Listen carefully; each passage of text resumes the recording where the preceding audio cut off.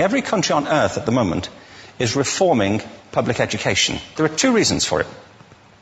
The first of them is economic. People are trying to work out, how do we educate our children to take their place in the economies of the 21st century? How do we do that, given that we can't anticipate what the economy will look like at the end of next week, as the recent turmoil is demonstrating? How do we do that? The second, though, is cultural. Every country on earth is trying to figure out, how do we educate our children so they have a sense of cultural identity and so that we can pass on the cultural genes of our communities while being part of the process of globalization. How do we square that circle? The problem is they're trying to meet the future by doing what they did in the past. And on the way, they're alienating millions of kids who don't see any purpose in going to school. When we went to school, we were kept there with a story, which was if you worked hard and did well and got a college degree, you would have a job. Our kids don't believe that. And they're right not to, by the way. You're better having a degree than not, but it's not a guarantee anymore. And particularly not if the route to it marginalizes most of the things that you think are important about yourself. Some people say we have to raise standards as if this is a breakthrough. You know, like, really, yes, we should. Why would you lower them? You know, I mean, I haven't come across an argument that persuades me of lowering them. But raising them, of course we should raise them. The problem is that the current system of education was designed and conceived and structured for a different age. It was conceived in the intellectual culture of the Enlightenment and in the economic circumstances of the Industrial Revolution. Before the middle of the 19th century, there were no systems of public education. Not really. I mean, you could get educated by Jesuits, you know, if you had the money. But public education, paid for from taxation, compulsory to everybody and free at the point of delivery, that was a revolutionary idea. And many people objected to it. They said it's not possible for many street kids, working class children, to benefit from public education. They're incapable of learning to read and write, and why are we spending time on this? So there's also built into it a whole series of assumptions about social structure and capacity. It was driven by an economic imperative of the time, but running right through it was an intellectual model of the mind, which was essentially the Enlightenment view of intelligence. That real intelligence consists in the capacity for a certain type of deductive reasoning and a knowledge of the classics originally, what we come to think of as academic ability. And this is deep in the gene pool of public education, that there are really two types of people, academic and non-academic, smart people and non-smart people. And the consequence of that is that many brilliant people think they're not, because they've been judged against this particular view of the mind. So we have twin pillars, economic and intellectual. And my view is that this model has caused chaos in many people's lives. It's been great for some. There have been people who have benefited wonderfully from it. But most people have not. Instead, they suffer this. This is the modern epidemic, and it's as misplaced and it's as fictitious. This is the plague of ADHD. Now, this is a map of the incidence of ADHD in America, or prescriptions for ADHD. Don't mistake me here. I don't mean to say there is no such thing as attention deficit disorder. I'm not qualified to say if there is such a thing. I know that a great majority of psychologists and paediatricians think there is such a thing. But it's still a matter of debate. What I do know for a fact is it's not an epidemic. These kids are being medicated as routinely as we had our tonsils taken out. And on the same whimsical basis, and for the same reason, medical fashion. Our children are living in the most intensely stimulating period in the history of the earth.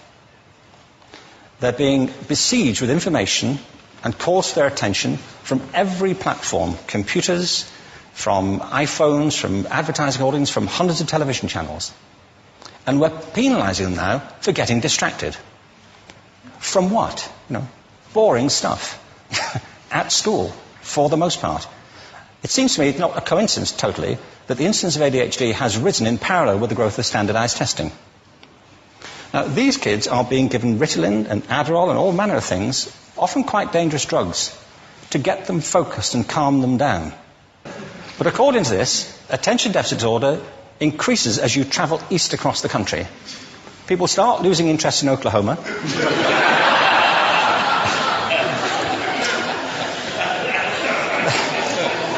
They can hardly think straight in Arkansas. And by the time they get to Washington, they've lost it completely. And there are separate reasons for that, I believe. It's a fictitious epidemic.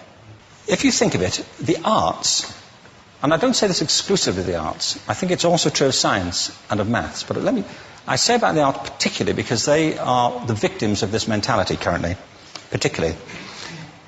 The arts especially address the idea of aesthetic experience. An aesthetic experience is one in which your senses are operating at their peak, when you're present in the current moment, when you're resonating with the excitement of this thing that you're experiencing, when you are fully alive. An anesthetic is when you shut your senses off and deaden yourself to what's happening. And a lot of these drugs are that. We're getting our children through education by anesthetizing them.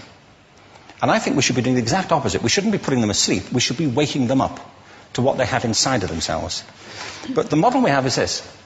I believe we have a system of education that is modeled on the interests of industrialism and in the image of it.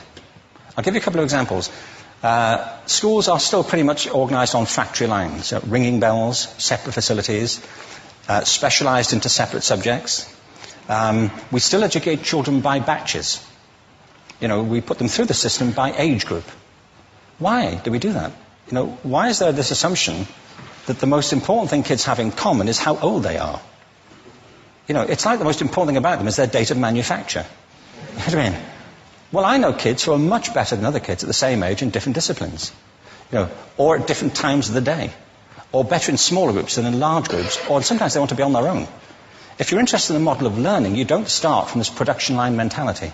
It's essentially about conformity, and increasingly it's about that as you look at the growth of standardized testing and standardized curricula. And it's about standardization. I believe we've got to go in the exact opposite direction. That's what I mean about changing the paradigm. There was a great study done recently of divergent thinking. Published a couple of years ago. Divergent thinking isn't the same thing as creativity. I define creativity as the process of having original ideas that have value. Divergent thinking isn't a synonym, but it's an essential capacity for creativity. It's the ability to see lots of possible answers to a question, lots of possible ways of interpreting a question, to think what Edward de Bono would probably call laterally, to think not just in linear or convergent ways, to see multiple answers, not one. So, there are tests for this. One kind of cod example would be, people might be asked to say, how many uses can you think of for a paperclip? One of those routine questions. Most people might come up with 10 or 15. People who are good at this might come up with 200. And they do that by saying, well, could the paperclip be 200 foot tall and be made out of foam rubber? Does it have to be a paperclip as we know it, Jim? Now, there are tests for this, and they gave them to 1,500 people. This is in a book called Breakpoint and Beyond. And on the protocol of the test, if you scored above a certain level, you'd be considered to be a genius at divergent thinking. Okay? So my question to you is, what percentage of the people tested, of the 1,500, scored at genius level for divergent thinking? Now, you need to know one more thing about them. These were kindergarten children. So what do you think? What percentage at genius level? 80. 80, okay. 98%. Now, the thing about this was it was a longitudinal study. So they retested the same children 5 years later, ages of 8 to 10. What do you think? 50?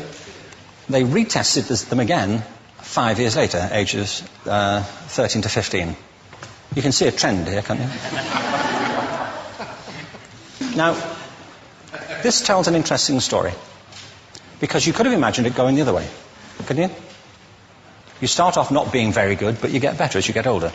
But this shows two things. One is we all have this capacity, and two, it mostly deteriorates. Now, a lot of things have happened to these kids as they've grown up. A lot. But one of the most important things that happened to them, I'm convinced, is that by now they've become educated. They've spent 10 years at school being told there's one answer, it's at the back. And don't look. And don't copy, because that's cheating. I mean, outside schools, that's called collaboration, but inside schools.